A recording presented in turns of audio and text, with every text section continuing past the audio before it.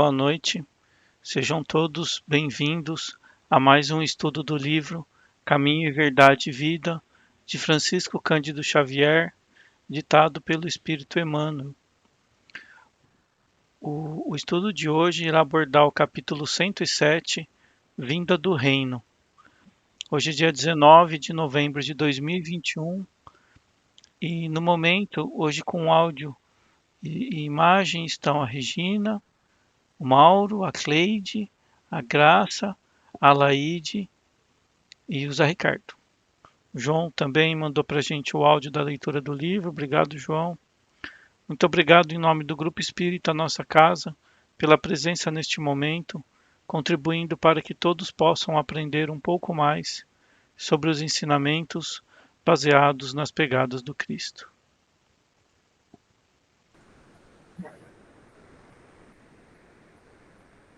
Boa noite, pessoal. Vamos então a mais um estudo, capítulo 107. Vamos pedir ao Deus Nosso Senhor, a Nossa Mãe Maria Santíssima, aos Espíritos que nos inspirem e nos dê uma visão clara desse estudo para a gente poder aproveitar um pouco mais. Vamos também pedir que todas as pessoas que assim acompanharem estejam com os bons pensamentos para ajudar também nesse estudo de hoje. Nesse momento, vamos rezar a oração que o Senhor nos ensinou. Pai nosso, que estais no céu, santificado é o vosso nome. Venha a nós o vosso reino. Seja feita a tua vontade, assim na terra como no céu. O pão nosso de cada dia nos dai hoje. Perdoai, Senhor, nossas ofensas, assim como nós perdoamos quem nos tem ofendido. E não nos deixeis cair em tentação, mas livrai-nos, Senhor, de todo mal. Que assim seja, graças a Deus. Obrigado. Obrigado, Mauro. Vou colocar aqui a leitura do João.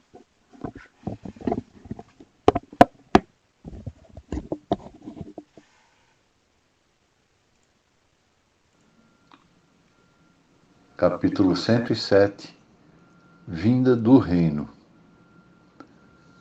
O reino de Deus não vem com aparência exterior. Jesus. Lucas, capítulo 17, versículo 20. Os agrupamentos religiosos no mundo permanecem quase sempre preocupados pelas conversões alheias. Os crentes mais entusiastas anseiam por transformar as concepções dos amigos. Em vista disso, em toda parte, somos defrontados por irmãos aflitos pela dilatação do proselitismo em seus círculos de estudo. Semelhante atividade nem sempre é útil, porquanto, em muitas ocasiões, pode perturbar elevados projetos em realização. Afirma Jesus que o reino de Deus não vem com aparência exterior.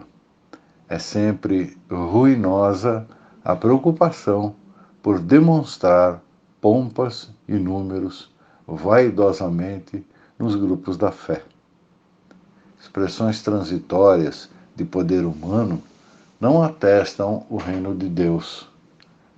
A realização divina começará do íntimo das criaturas, constituindo gloriosa luz do templo interno. Não surge à comum apreciação, porque a maioria dos homens transitam semicegos através do túnel da carne, sepultando os erros do passado culposo. A carne é digna e venerável, pois é vaso de purificação, recebendo-nos para o resgate preciso. Entretanto, para os espíritos redimidos, significa morte ou transformação permanente. O homem carnal em vista das circunstâncias que lhe governam o esforço, pode ver somente o que está morto, ou aquilo que vai morrer.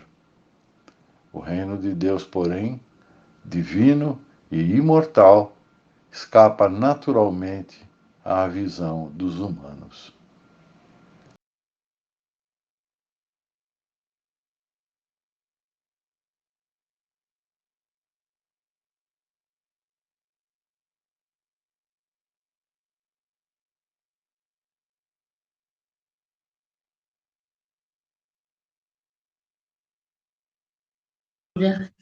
Então, a vinda do reino, né? Ele fala assim que o reino de Deus não vem com aparência exterior.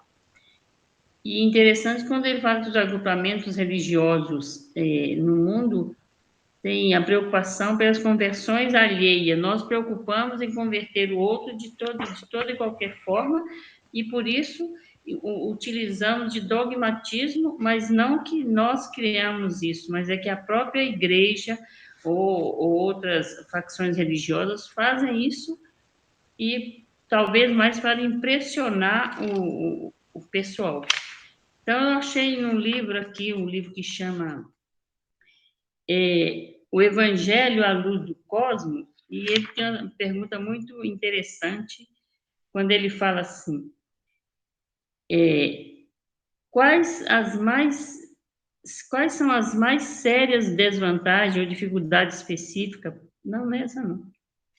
O crente... Opa, perdi aqui. Peraí.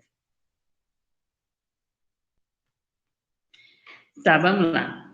Então, ele fala, os crentes mais entusiastas anseiam por transformar as concepções dos amigos. Em vista disso, em toda parte, somos defrontados por irmãos aflitos pela dilatação do proselitismo em seus círculos de estudo. Então, quando ele fala isso, nós preocupamos muito em falácias vazias em relação ao reino de Deus, porque nós não estamos acostumados a buscar esse reino dentro de nós.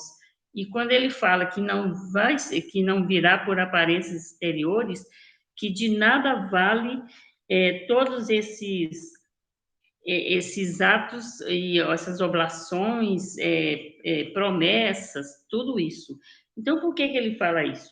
E aí, estudando um pouco mais, eu percebi assim que nós falamos muito que as pessoas, ou o crente acredita, né, por imposição, mas aqueles que já buscam de uma forma mais com melhor bom senso, eles não acreditam nessas coisas, mas que são coisas já assim que só convence o simples, só não simples ou humilde de coração, que se a gente for entender o que é humilde de coração, das bem-aventuranças, a gente vai saber que Jesus já buscou aqueles mais simples, exatamente porque eles estariam mais preparados, uma vez que os doutores da lei desviaram já a conversa a respeito do reino de Deus. Então, quando perguntam no livro do Evangelho do Cosmos assim, as religiões não contribuem decisivamente para a sensibilização psíquica quando estimulam nos seus adeptos a crença em Deus? Aí ele responde, as religiões dogmáticas do mundo, em face de sua limitação sectária, ainda levantam barreiras e dificultam a sensibilização espiritual do homem, porque elas modelam concepções infantis e particularizadas da divindade. Muitas vezes desmentem os mais singelos princípios e a própria ciência humana, e por isso desanimam e afastam os cientistas bem-intencionados e ateus de passível conversão. Então, nós ficamos pensando, eu estava questionando assim, o ateu, por que a pessoa se diz assim, eu sou ateu, né? Ou então não fica descrente, exatamente por isso, por causa da dificuldade, por causa dessa sensibilização que as igrejas, ou que os padres, ou que essas pessoas que querem conduzir uma comunidade cristã, né, precisava sensibilizar o espírito e não as coisas que vêm de fora. Aí, quando ele fala a consciência espiritual do homem profano, para maior e melhor entendimento, fica subordinada fanaticamente aos termos e às regras impostas pela mediocridade sacerdotal das religiões oficializadas em cada povo e cada raça. Então, os cientistas intelectuais, então, desinteressam das razões da existência de Deus e do Espírito, uma vez que os próprios sacerdotes, pastores, profetas ou rabis, responsáveis pela autenticidade divina, divulgam conceitos e afirmações insensatas, tolas e infantis, sem aceitarem discussões esclarecedoras ou ponderações lógicas, né? Aí ele pergunta mais embaixo: porventura, as religiões não são autênticas? Se elas foram fundadas, organizadas ou codificadas por profetas, mestres e instrutores espirituais da antiguidade, como o budismo, o hinduísmo, confucionismo, taoísmo, judaísmo, islamismo, inclusive o catolicismo inspirado no Evangelho de Jesus? Interessante essa pergunta, né? Porque realmente nós sabemos que eles não são autênticos hoje porque eles desviaram toda a proposta de Jesus em relação a isso. Sem dúvida, desde tempos imemoriais, os grandes profetas, magos, mestres, líderes e instrutores espirituais desceram à Terra em épocas adequadas e operaram no seio das raças mais aprimoradas, a fim de inspirarem e esquematizarem os movimentos espiritualistas de melhor e mais eficiente interligação religiosa da criatura ao Criador. No entanto, não foi isso, né? É incontestável que as religiões surgiram simples em suas nascentes originais, sem os dogmas limitativos e a ensinação aparentosa dos rituais litúrgicos, que apenas necessários para fascinar os espíritos primários. Aí ele ainda faz assim: sob a vossa conceitualização espiritual, quais os motivos que as religiões ainda aumentam a descrença dos homens em vez de convertê-los na realidade eterna? Aí ele responde: na intimidade de todos os movimentos religiosos entre os povos, sempre deve existir a mesma explicação iniciática, os mesmos postulados básicos. Como nós perdemos o fio da meada dos objetivos das pregações, dos interesses espirituais, que somos espíritos na matéria e não ao contrário, então aconteceu essa perda pelo caminho por causa das influências até mesmo das hierarquias de pontífices, pastores, cardeais, que interferiram com suas conclusões pessoais dentro das igrejas e induzindo o povo. Então não aconteceu nada disso. Aí ele fala: Deus e a criação têm sido explicados nas concepções humanas. Assim, na época de Moisés e da Gênese bíblica, a Terra ainda era considerada sendo o universo, né? O Sol e a Lua e as estrelas e os astros era como se fosse um enfeite para que os homens, para que os humanos ficassem a contemplar. Por isso, nós temos até aquela ideia que o homem é a criação máxima da divindade. Só que não espiritualizamos ainda. Então, a criação bíblica é plasmada em 6 dias com aquele Deus cansado e que no 7º dia descansou. Ele fala que essa condição só satisfez na época aquelas criaturas que aceitavam essa concepção. Que hoje o homem do século atômico, né, nós da ciência, não aceitamos isso mais. E até levamos, faz uma certa crítica, e é o que a gente vê. Talvez até esses jovens hoje que não querem buscar Deus, não acreditam em Deus, Porque essa história de carochinha, né, de Adão e Eva, não satisfaz realmente mais ninguém.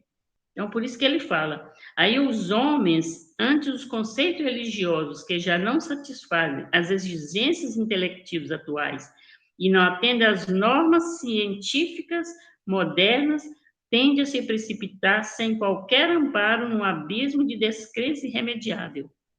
E adivinha o que aconteceu?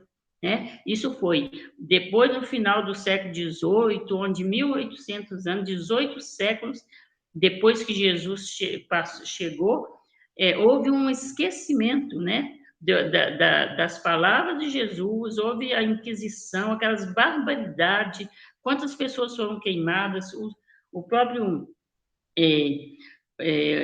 o Giordano Bruno, né? Quem não lembra da história dele, né? Que ele foi queimado, foi levado para Roma para ser questionado a respeito do trabalho dele, e ele não negou.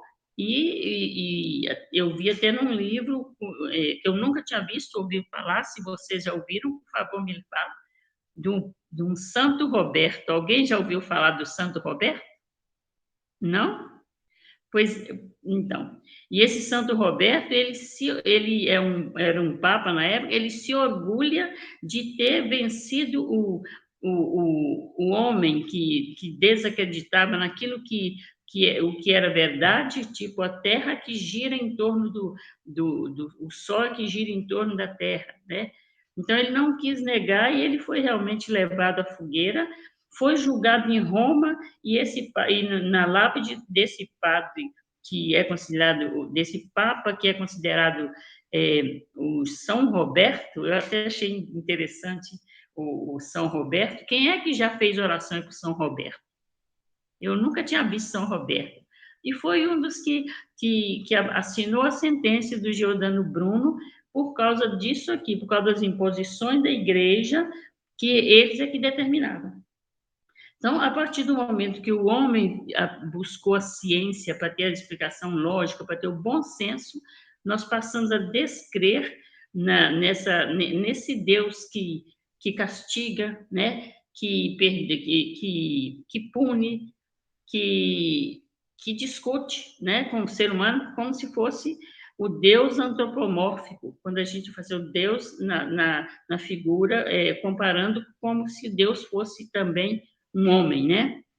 Aí, nessa época, ele até mostra, o livro fala aqui, os homens, ante o conceito religioso que já não satisfazia as exigências intelectivas atuais e não atende às normas científicas modernas, tendiam a se precipitar sem qualquer amparo no abismo de descrença irremediável. Sob tal conjectura, a administração sideral então providenciou a codificação do Espiritismo. Olha em cima, porque se não fosse, a gente não estaria chegando, não teríamos chegado no ponto que chegamos. Aí o Kardec, através do labor profícuo do Allan Kardec, edificando a doutrina sem dogmas e cujos postulados retomam os temas da criação, da vida e do espírito imortal.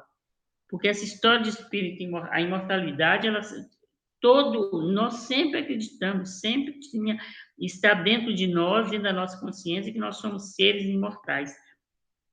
Então, mas sem aberrar do senso do progresso, da ciência e do avançado raciocínio do homem odierno. Então, aí depois ele continua respondendo.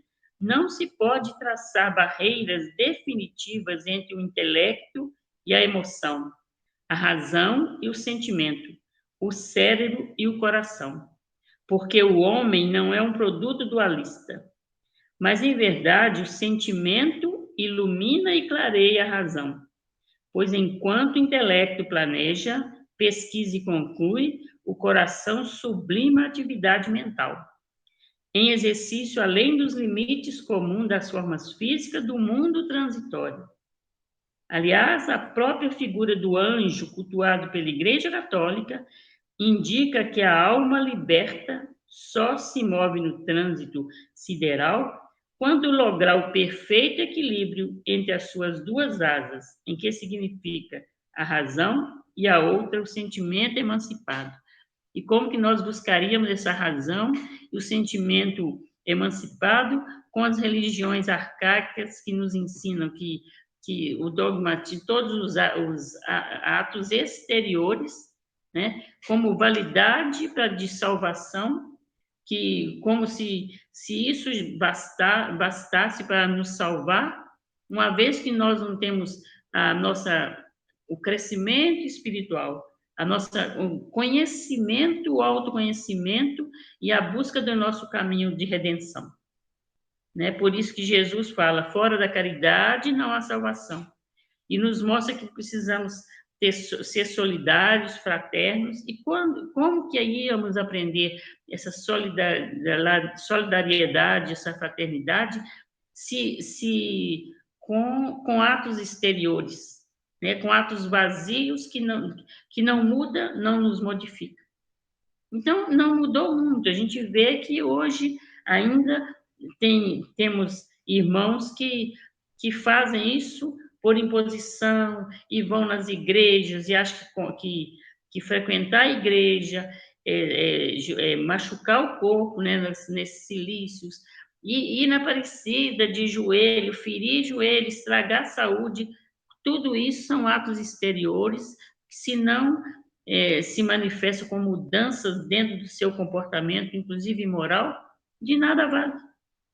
Né? E se não tivéssemos a presença daqueles dos filósofos que, inclusive, falaram que eram ateus ou não acreditavam em nada disso, não chegaríamos nesse ponto.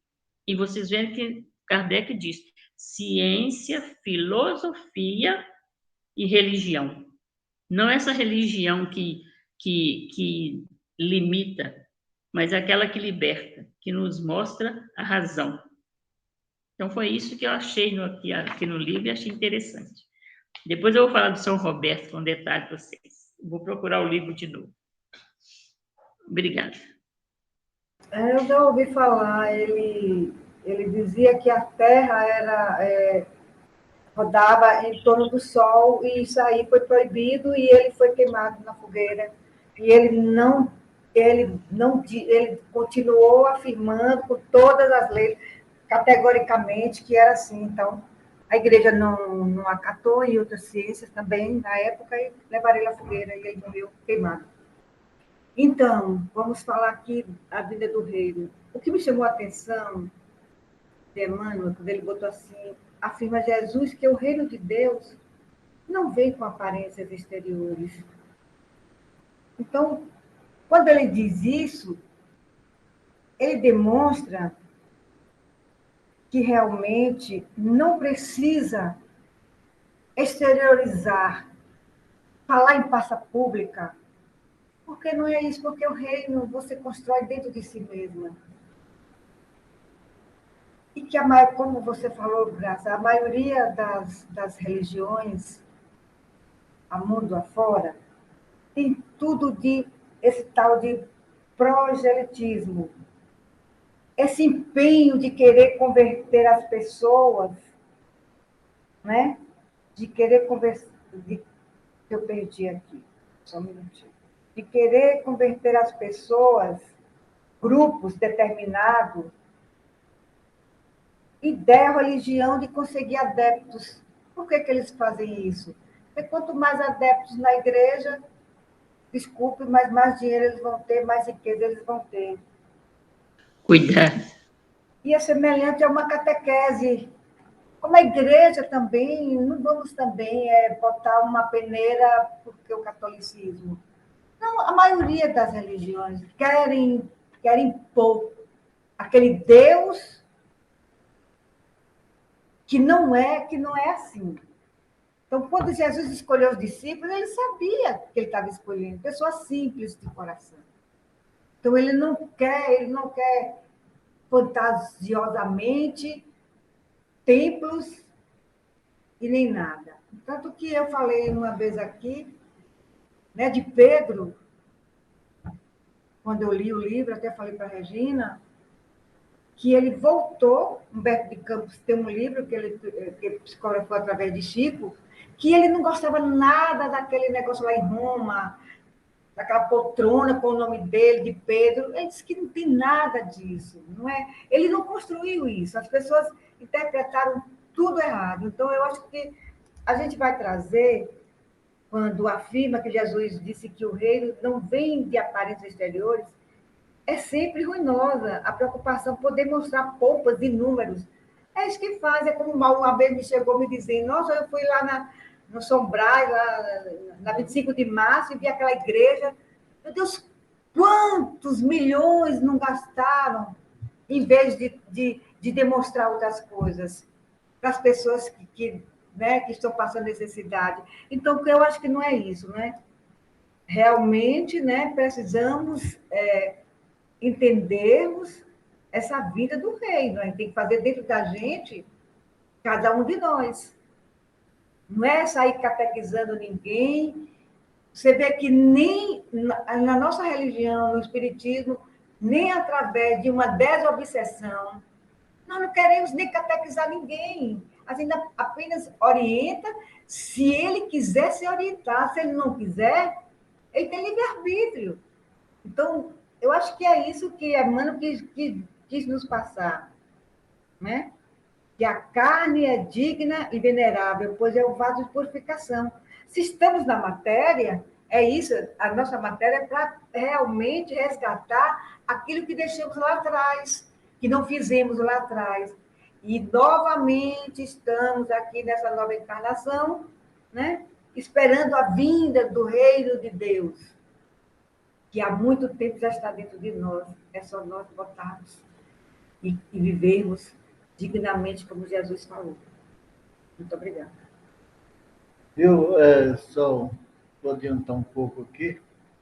Eu li essa parte primeira aqui também, que a Graça estava falando sobre os crentes mais entusiastas se transformar em concepções dos amigos.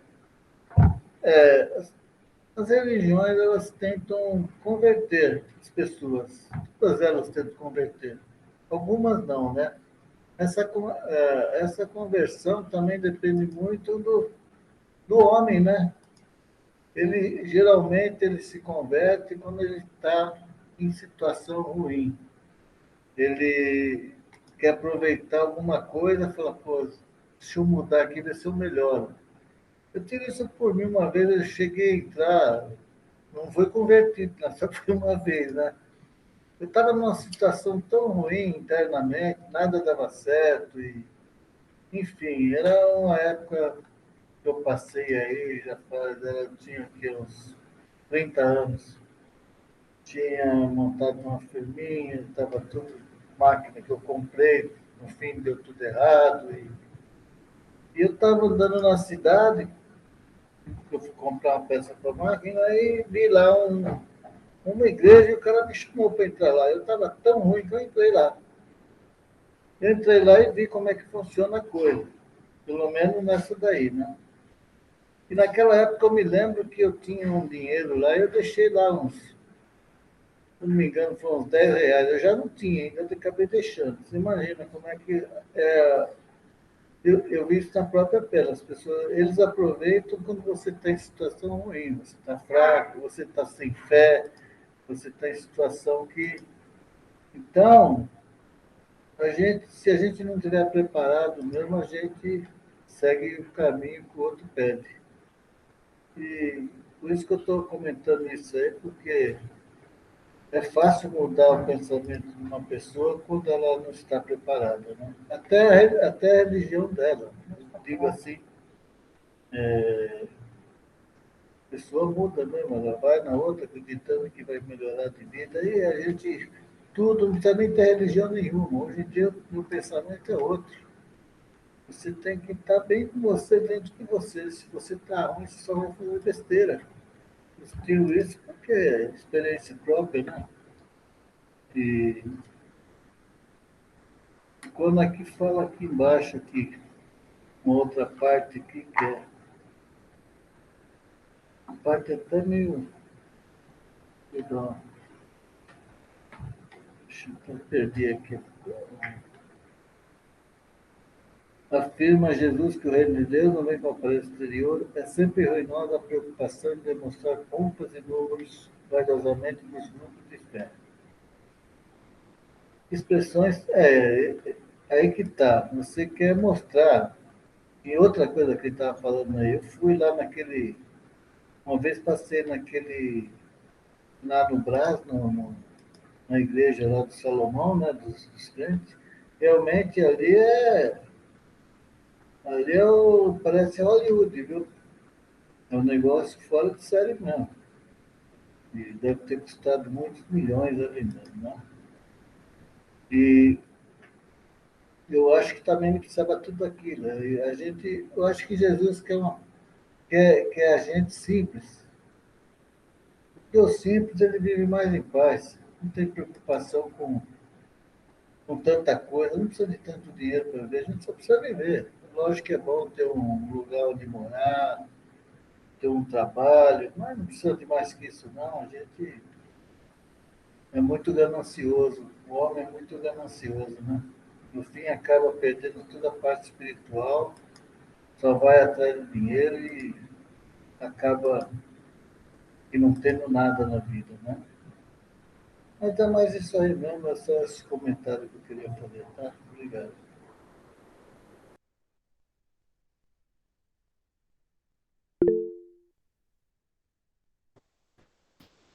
Então, a reflexão de hoje, vocês já falaram bastante, mas assim, buscar, né? A gente, quando ele fala a vinda do reino, né? Quando Jesus, no Evangelho, todos os seus ensinamentos, fala tanto pra gente do reino dos céus, né? E aí a gente percebe que o reino dos céus não é um lugar. Então a gente aprende com a doutrina espírita que o reino dos céus é um sentimento, é um estado de plenitude. Um dia a gente vai chegar, né? À medida que a gente se colocar, a gente se aprimorar, como vocês bem falaram, né?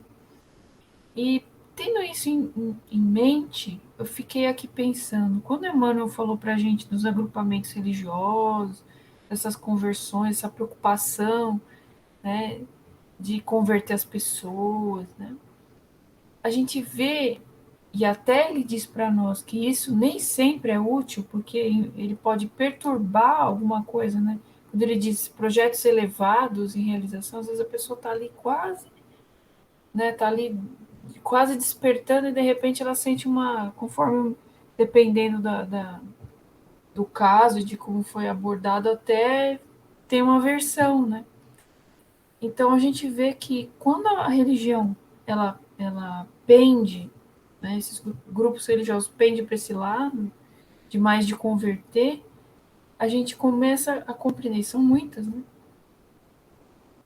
A gente começa a compreender que nós ainda não compreendemos direito o que é esse reino dos céus, reino de Deus, que nosso mestre fala tanto para nós, né?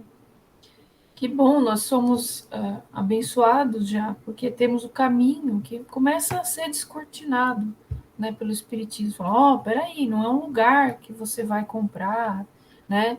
Não é um lugar que você, enfim, é um estado, né, que você vai conquistar um dia com muito suor, merecimento, né, condição moral, de tal forma que, né, para isso você precisa se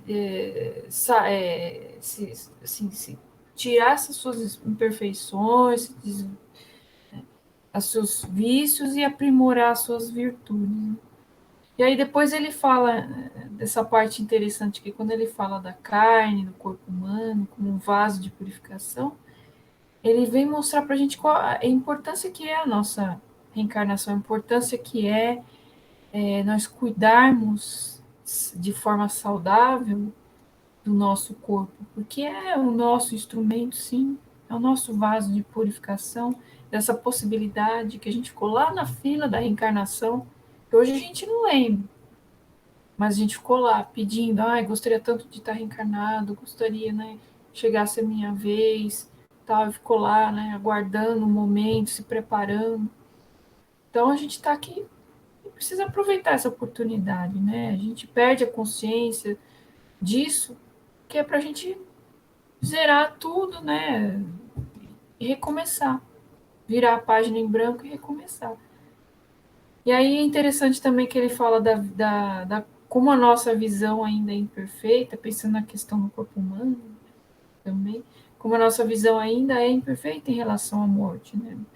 A gente fala muito da morte, né, fala, nós, né, desencarnação, tal, mas quando acontece com alguém amado, de nós sofremos, né? E não é só saudade, a gente sofre no sentido de compreender, de entender por que aconteceu e quer saber por quê e fica. Ou seja, a gente tem esse nosso momento de luto que a gente precisa superar, né? E entender. E nós, assim, como espíritas, também muitos de nós passamos por isso. Nem todos têm uma visão, um sentimento já dentro de si em relação à morte, como espíritos mais elevados, como o nosso querido Chico Xavier, né? Mas a gente chega lá, a gente passa por momentos, a gente aprende, é tudo aprendizado. A gente passa por aquele momento de luto, né, e vai aprendendo, de repente, tem que passar por outras aflições, dependendo do caso, né? Mas é interessante a gente ver isso daí, porque quando ele diz aqui, para os redimidos, né, aqueles que já, se a gente vê o significado de redimir, é fazer a reparação de um erro, ou seja, aquele que já reparou o seu erro, o entendimento da minha reflexão, né? Aquele que já reparou o seu erro, conseguiu naquela reencarnação o mais, vamos dizer assim, o mais aproveitável possível.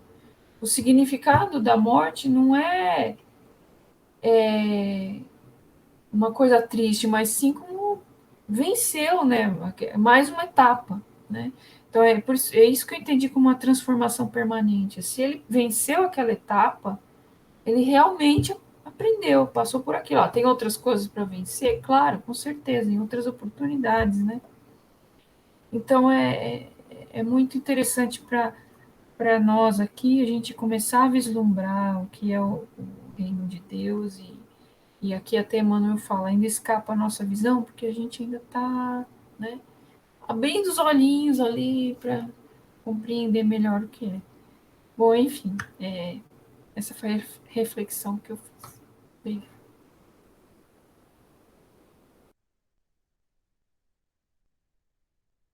Pode falar, Zé. Eu falo por último. Mas você não quer? Tá bom, então vamos lá, rapidinho, né? É, eu penso um pouco diferente, sabe?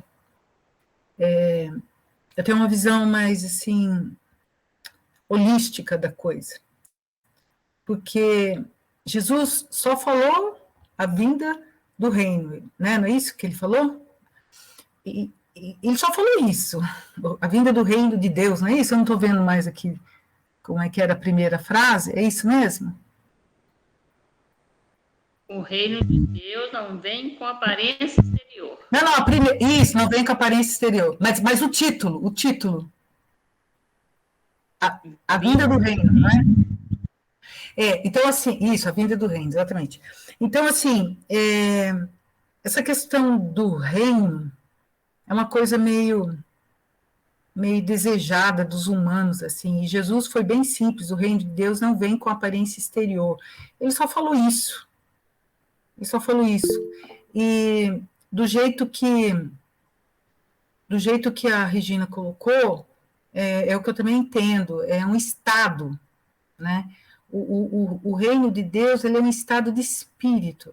Então, a gente vive vários reinos de Deus ao longo da nossa existência, encarnado ou desencarnado, né? E eu também penso, seguindo o entendimento da evolução, né, da lei da evolução, todos nós passamos por etapas, etapas de evolução, etapas de entendimento, etapas de aprendizado.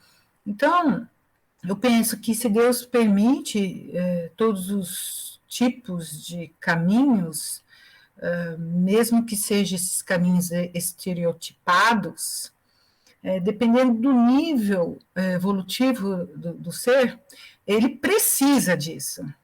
Ele precisa de estereótipos, ele precisa de ritos, ele precisa de leis, ele precisa de regras. É por causa do estado dele, sabe? Não digo que ele é mais ou menos que eu, longe disso, porque nesses dias mesmo que eu vi o pessoal caminhando lá para Aparecida, eu refleti muito, porque cada um vive uma experiência, cada um vive uma dor, e cada um chega a Deus de várias formas, né?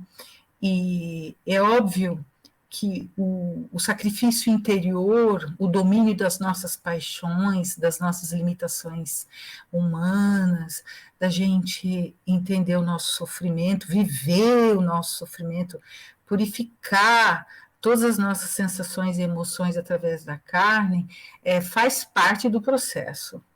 Então, eu estou com Jesus no sentido de que é algo que vem realmente de dentro. Só que cada um busca esse dentro de várias formas, sabe? Então, quando a gente... Eu até gosto muito do pensamento do niilismo, que eu acho que a gente não pode negar, né? Às vezes a gente nega a existência da Terra em prol de uma existência celeste, né? De um estado purificador do céu, essa coisa. Eu questiono muito isso, porque eu acho que a gente tem que viver a nossa condição onde a gente está. Se nós estamos encarnados na Terra, eu tenho que viver o reino dos céus aqui na Terra, apreciando a natureza, respeitando a natureza, vivenciando todas as alegrias, vivenciando todas as tristezas, enfim, vivenciando tudo aquilo que nos é proporcionado no mundo, que é óbvio que vem primeiro, porque tudo isso aqui é plasmado, né? Então a gente plasma as coisas que estão então tudo que existe na Terra existe num paralelo, existe no campo espiritual, né? No campo das emoções, dos pensamentos. Então eu penso que depende do estado evolutivo. Então eu não quero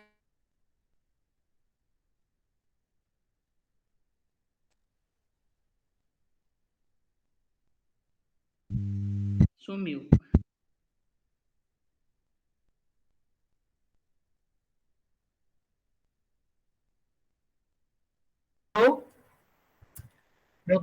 essa questão do proselitismo, ele vem muito assim, né, nessa questão de conversão, de catequese, de convencer os outros, né?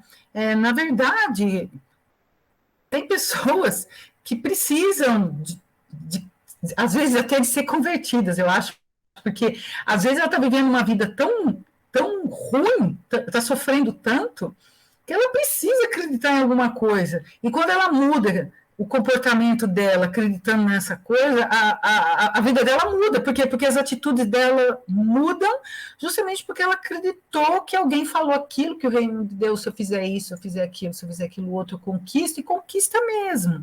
Porque ela muda a atitude, né? Agora, é óbvio que tem os oportunistas, né? Que em todo lugar existe, né? E se ele existe perto da gente, a gente tem muito a ver com isso também. Então, eu acho que a questão do reino de Deus, ele é particular, ele é subjetivo, ele é de cada um, e ele depende da evolução de cada um. E a morte, ela acontece várias vezes ao longo da nossa vida.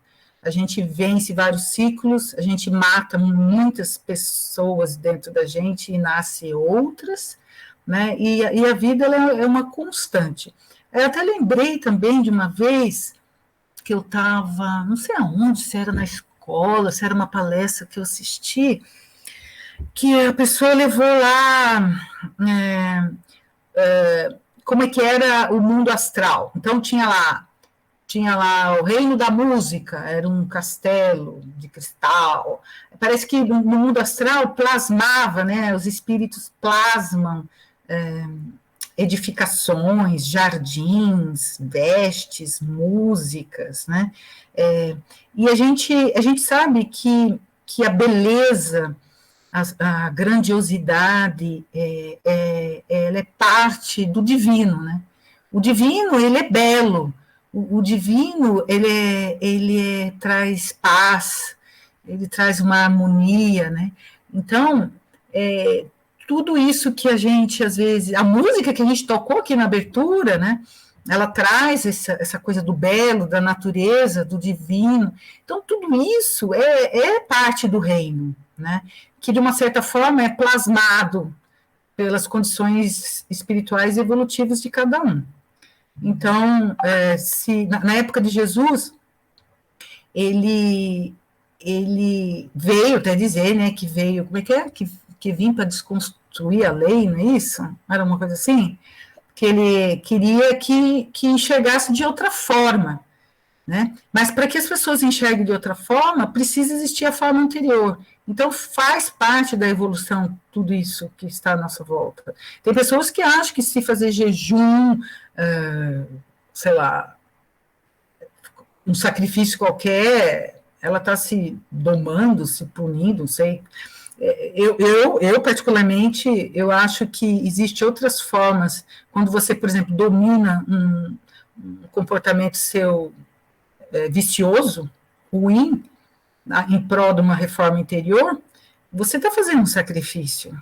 Você também está fazendo um sacrifício, porque você tem que domar aquele sentimento, aquele comportamento, aquele vício interior dentro de nós, né? Então, existem os sacrifícios também nesse sentido, né?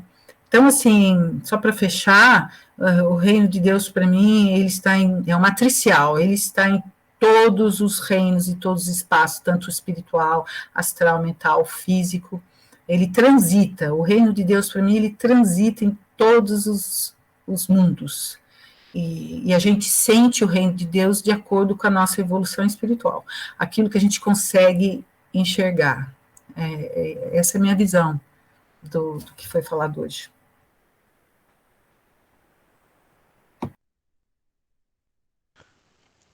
Obrigado a todos. Eu vou tentar falar em breve também, para não passar da hora. Bom, eu queria comentar só a respeito das igrejas e tudo mais que foi falado. Sabe que eu penso de uma forma diferente também? Eu até concordo que não precisa de tanta suntuosidade, assim, não precisa ter tanta riqueza e tudo mais dentro de uma casa de Jesus, de uma casa de Deus, porque Jesus foi simples, né? Jesus foi muito simples.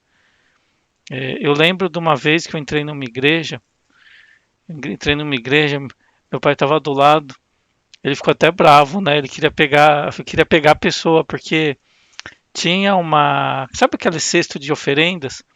E o pessoal entrava na igreja e colocava moedinha, tal. Isso é comum dentro do meio católico. E era uma igreja que a gente estava viajando, tal, e era a igreja inteirinha de ouro. Todo o altar tinha muito ouro. E a gente começou a filmar, eu comecei a filmar, e depois que eu vi a placa, proibido filmar e proibido tirar foto.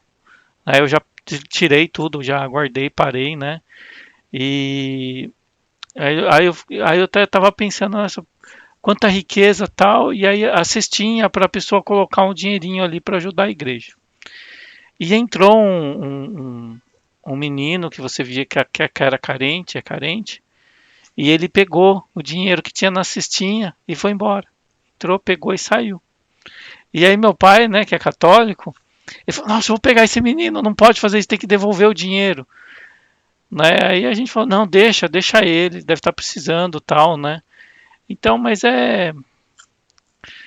então é uma forma de o que acontece? Por que eu estou contando essa historinha? Essas igrejas, esses palácios suntuosos e tudo mais, desde o passado, a gente sabe que são locais na maior parte das vezes, na maior parte das igrejas, elas foram construídas como doação. São famílias que eram mais ricas na cidade e elas acabavam comprando, elas construíam a igreja, elas financiavam aquela obra, né? Mas na verdade essas igrejas elas não servem só não tem só a finalidade de ser um palácio suntuoso, algo bonito, algo para ser filmado, algo para ser fotografado, mas é um lugar de acolhimento também. Nessas guerras que já teve, invasões, são locais que as pessoas, por ser um lugar sagrado, as pessoas deixavam as coisas em casa, deixavam todos os bens e tudo mais e se iam para as igrejas, porque elas acreditavam que ali era um lugar que eles estariam sendo protegidos pelos bons espíritos e que as pessoas, os invasores, também teriam pena e não teria medo também, né, de fazer algo contra a igreja, né? Então já era no passado um abrigo, uma fortaleza, né? Então, sabe, tem uma finalidade também que às vezes a gente pode até não enxergar, como a gente provavelmente quase todos não enxergam, né, nesses palácios suntuosos do Brás, por exemplo, além dessa obra maravilhosa, porque é muito bonito, é um prédio realmente turístico, né, assim, pelo menos à primeira vista, né, mas sem contar a parte religiosa, porque eu não sei, mas eu acredito que também deve ter um trabalho muito bonito religioso interno. A parte espiritual também nessas igrejas, teve uma vez, eu já contei em alguns estudos até, que vou falar mais um minuto, que estava tendo naquela época, acho que já uns 10 anos atrás, quando o PCC estava aterrorizando São Paulo, metralhando postos da polícia e tudo mais, e São Paulo decretou como se fosse um estado de calamidade. Todas as empresas dispensaram todos os funcionários, não teve aula, não teve nada, por causa desse risco do que estava acontecendo, né, de um perigo de guerra. Parecia uma guerra, que a gente estava vivendo uma guerra naquele momento. E eu lembro que eu e a Regina estava indo para casa e estava tudo parado, o trânsito ali no Ipiranga.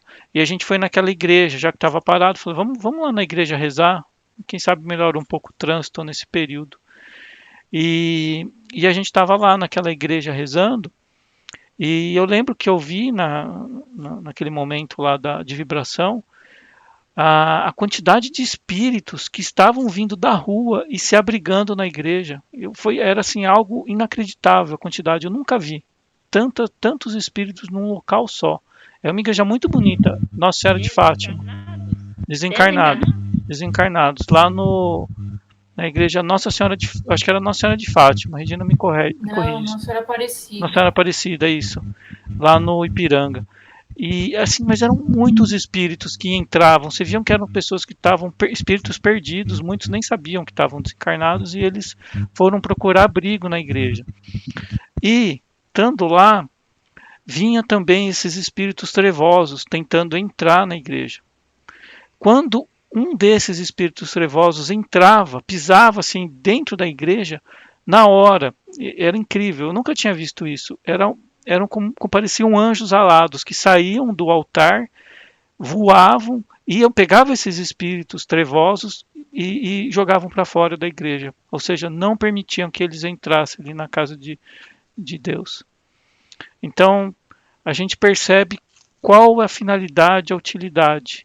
E se a gente for pensar na quantidade de pessoas que moram no Brás, ali naquela região, então aquele templo imenso pode ser um abrigo imenso de espíritos. Deve ter uma quantidade imensa de espíritos sendo socorridas lá.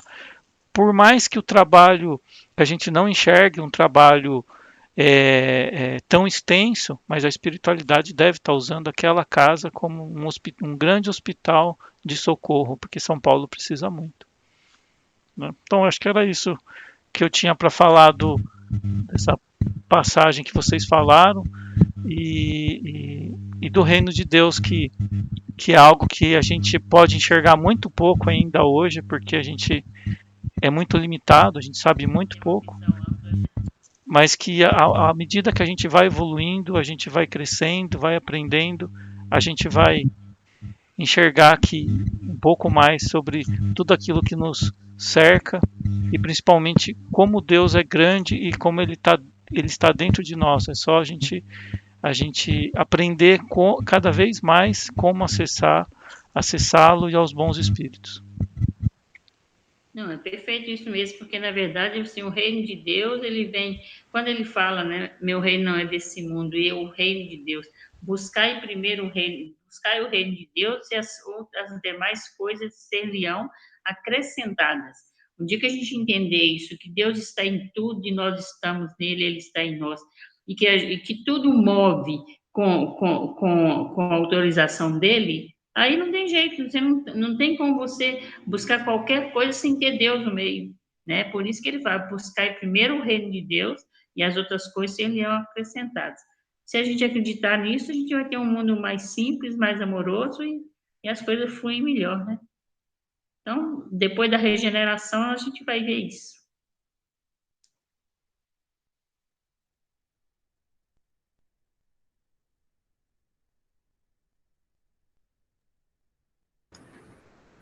Não,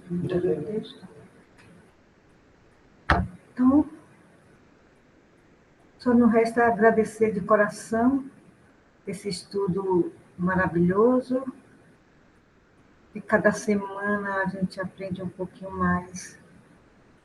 E assim vamos levando, né? Porque é através desses poucos que nós vamos galgando um pouquinho essa evolução espiritual que tanto nos deseja e realmente a vinda do reino, né? Que vamos construindo dentro de nós.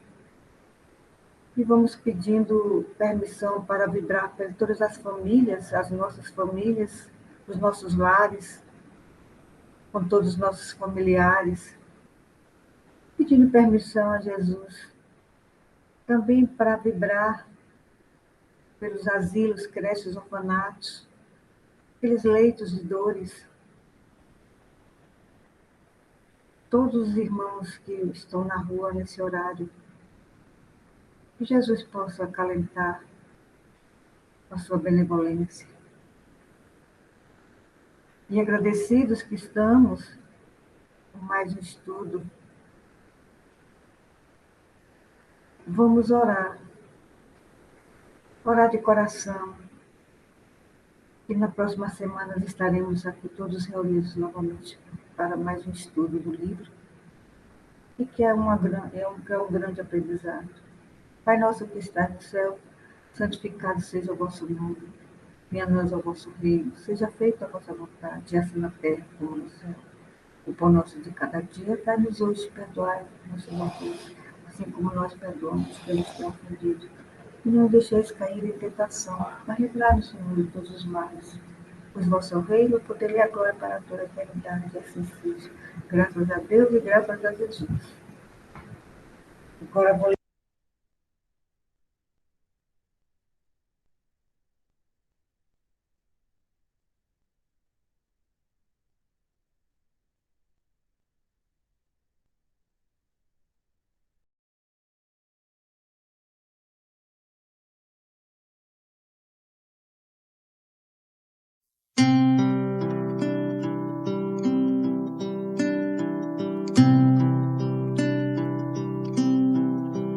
Ouço Deus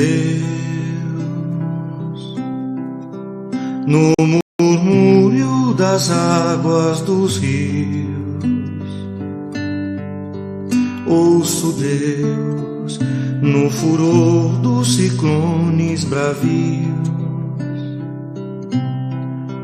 Ouço Deus no cantar matinais dos pardais. Ouço Deus no lamento de pobres mortais.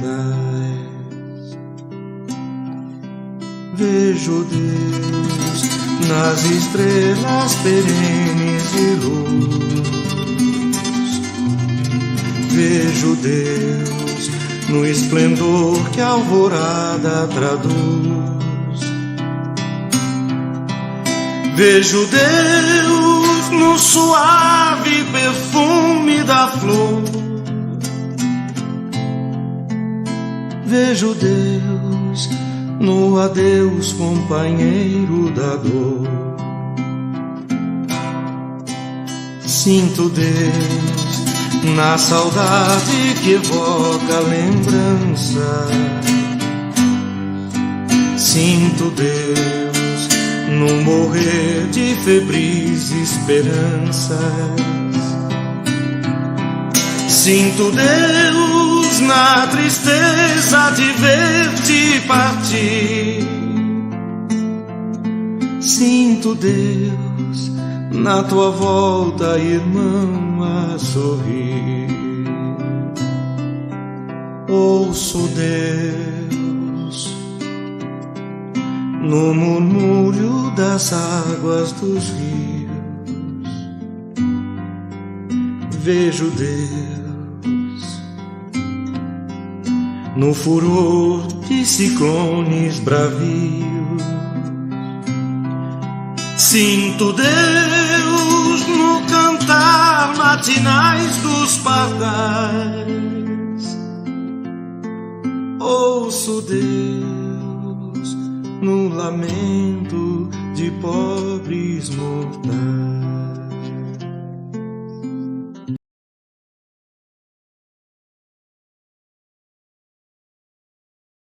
A alma, Vanderlei de Oliveira, pelo Espírito Irmãos do Fogo. Renove sua intenção, porque onde estiver o vosso tesouro, aí também estará também o vosso coração. Mateus 6:21. Você costuma explicar a origem de seus problemas transferindo as causas dos desgostos e das decepções das pessoas, acontecimentos e lugares. Construa uma nova ótica sobre os acontecimentos e vai perceber que os problemas de fora são tão somente as expressões das mazelas que você carrega por dentro. Onde você depositar o foco das suas atenções, estará o seu coração. Aprenda a transformar seus valores, aprimorando seu saber e sua intenção, e começará a examinar os dissabores por outras perspectivas, enxergando em você mesmo a solução eficaz ou a algema constritora. O mundo de fora, inegavelmente, na maioria das circunstâncias, reflete o que você traz nas suas profundezas do coração. Seus interesses, seu tesouro. Seu tesouro, sua busca. Agasalhe melhores aspirações e se surpreenderá com a renovação dos painéis da vida em torno de seus passos.